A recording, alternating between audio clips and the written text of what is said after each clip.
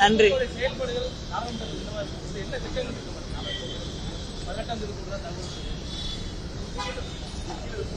உங்களுடைய வாழ்த்துக்களுக்கு என்னுடைய நன்றியை தெரிவித்துக் கொள்கிறேன். அதே நேரத்திலே கழகத்தின் தலைவர் முதலமைச்சர் அண்ணன் தளபதி அவர்களுக்கும் தலைவர் கலைஞர் அவர்களின் மனசாட்சியாக திராவிட முன்னேற்ற கழகம் போற்றிய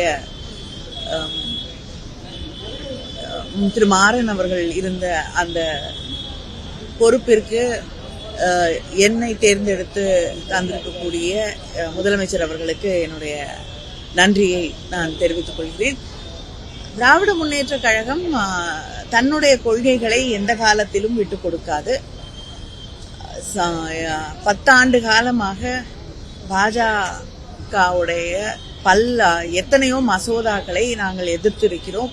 தொடர்ந்து சிறுபான்மை மக்களை, இந்த நாட்டின் அரசியல் சாசன சட்டத்தை காக்கக்கூடிய வகையிலே, சமூக நீதியை காக்கக்கூடிய வகையிலே திராவிட முன்னேற்ற கழகத்தின் செயல்பாடுகள் தொடர்ந்து இருக்கும். இதுதான் முதலமைச்சர் எங்களுக்கு சொல்லி இருக்கக்கூடிய அடிப்படை.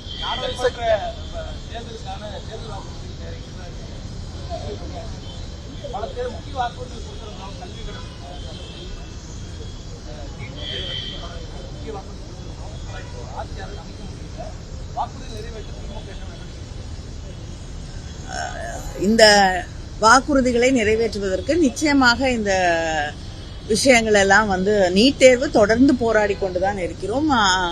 அதுவும் இன்னைக்கு கண்கூடாக எத்தனை குழப்பங்கள், எத்தனை மாணவர்கள் அதனால பாதிக்கப்படுறாங்க அப்படிங்கறத கண்கூடாக நாடு முழுவதும் பார்க்கக்கூடிய, புரிந்து கொள்ளக்கூடிய ஒரு நிலை உருவாகி இருக்கு. தொடர்ந்து நீட்டுக்கு எதிராக திராவிட முன்னேற்ற கழகம் செயல்படும். அதே போல ஆமா, கல்வி கடன் ரத்து தொடர்ந்து வலியுறுத்தி கொண்டுதான் இருக்கிறோம். ஆனா ஆட்சி பொறுப்புக்கு வந்துட்டா மாற்றங்கள் வராது அப்படிங்கறதும் நிச்சயம் இல்லை. செய்திகளை உடனுக்குடனும் துல்லியமாகவும் தெரிந்து கொள்ள சப்ஸ்கிரைப் பண்ணுங்க.